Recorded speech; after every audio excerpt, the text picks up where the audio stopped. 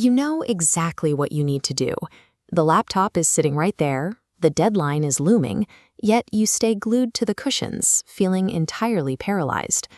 The common diagnosis for this paralysis is a character flaw. We label it a lack of discipline, poor work ethic, or simply laziness. But human beings are highly evolved survival machines, built to secure resources and thrive. It is illogical for a perfectly capable organism to intentionally self-sabotage its own survival and success.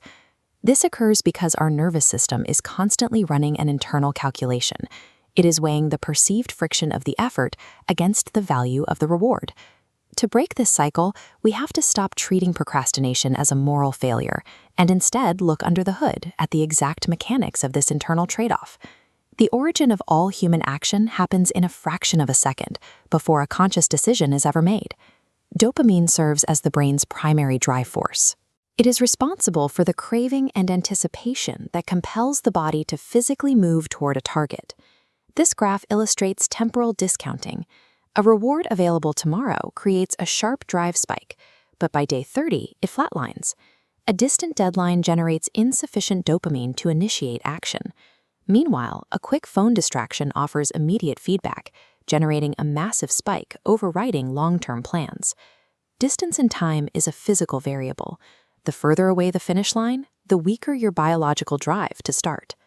But a weak drive is only half of the problem. We also have to account for the specific friction holding you back. In chemistry, activation energy is the minimum amount of energy required to jumpstart a reaction.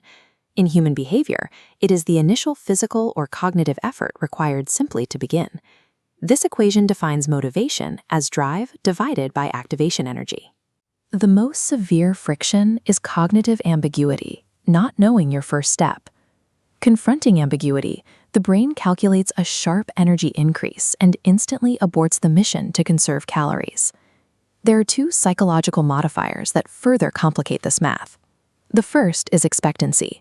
If you do not genuinely believe your effort will yield the reward, the calculation breaks. The second modifier is autonomy. The moment you feel forced into a task, the internal value of the reward drops towards zero. Even with sufficient dopamine, high cognitive friction or a low sense of autonomy will mathematically crash the human motivation system. That physical paralysis on the couch is the predictable result of this friction drive equation. Your brain has run the math and decided the effort isn't worth the cost. To fix the imbalance, you have to transition from a passive observer of your own behavior to an active engineer of your environment. The first tactical adjustment is pulling the reward closer. By attaching a tangible payoff to the beginning of a long-term project, you bypass temporal discounting and manually trigger the dopamine required to start. The second adjustment is lowering the activation energy. You take a daunting project and break it down into extreme, easily executable microsteps. Open the document, write one sentence, save the file. This microstepping eliminates the ambiguity that triggers the brain's calorie-saving abort sequence.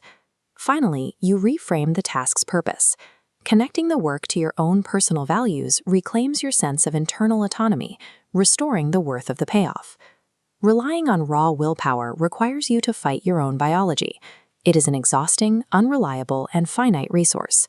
When you understand the variables of time, friction, and autonomy, the solution is no longer about trying harder. We must stop fighting our neurobiology and start designing for it.